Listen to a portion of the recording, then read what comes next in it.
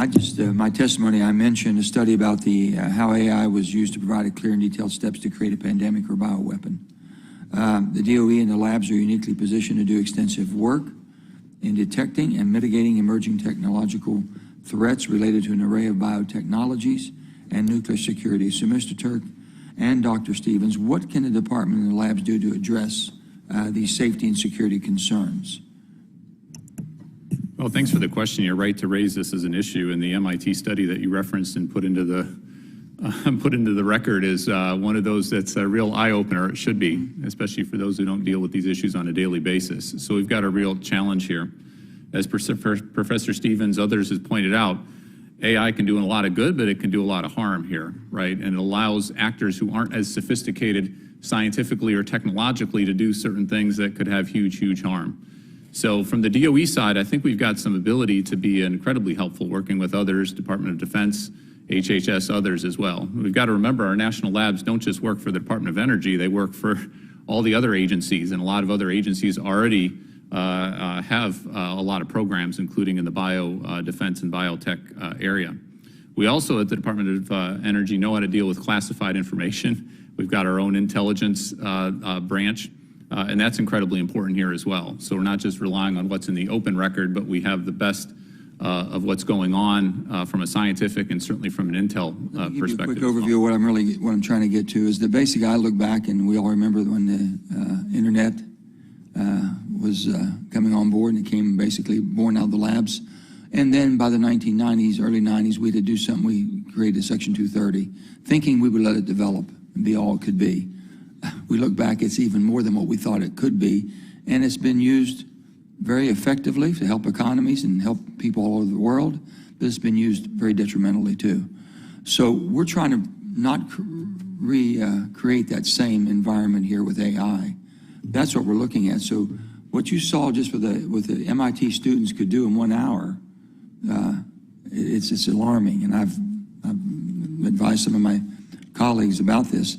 What I'm going to do is, what can you do to stop something like that, and what kind of guardrails, and maybe Dr. Stevens, I have something to come back to you, Mr. Turk, anyway, about. Dr. Stevens, you want to say something on that? I was just going to say this is exactly why we need to invest in these capabilities, right? We need to be ahead of the curve, and Professor Stevens can certainly get into that more. Let me just try to outline quickly how we would approach that problem. So, of course, DOE is working with NIST on a thing called the AI Risk Management Framework, which is largely currently envisioned as a process that uses humans to evaluate the trustworthiness and the alignment, that is, whether a model does something that you'd like it to do or something that you don't want it to do. I think the key thing here, there's actually two key problems that we have to solve. One is we have to have the ability to assess the risks in current models at scale. There are over 100 large language models in circulation in China. There's more than 1,000 in circulation in the US. A manual process for evaluating that is not going to scale. So we're going to have to build capabilities using the kind of supercomputers we have and even additional AI systems to assess other AI systems. So we can say this model is safe. It doesn't know how to build a pandemic, or it won't help students do something risky. That's one thing we have to do. The second thing we have to do is we have to understand the fundamental issue of alignment, what's called alignment. That is, building these models that align with human values and are reliable in aligning with human values. And that's a fundamental research task. It's not something that we can just snap our fingers and say we know how to do it. We don't know how to do it. Companies don't know how to do it. Labs don't know how to do it. Universities don't know how to do it. That's one of the goals that we'd have to have in a research program like this. So we need scale, the ability to assess and evaluate risk in current models and future models, and we need fundamental R&D on alignment and AI safety. Well, this is rapidly, I mean, it's growing so quickly and expanding to what AI, when we heard about it and coming at, from our standpoint, to where we are today, and to have a class study, and these were non-scientist students. Yep. To be able to get this in, how can we put that back in cat back in the box? I don't think we can put it back in the box. I think we're going to we have to get smarter about how we manage the risks associated with advanced AI systems, and using the term that people are using quite a lot about eyes wide open.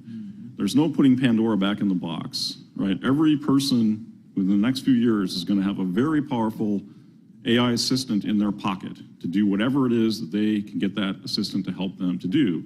Hopefully, most of that will be positive advances for society and so on. Some of that will be negative. We've got to be able to understand how to reduce that negative element, detect it when it happens, and mitigate it either through laws or through other means, technical means, before something dramatically bad happens. And I think that needs to be part of the technical agenda for the labs and, quite frankly, across the federal government.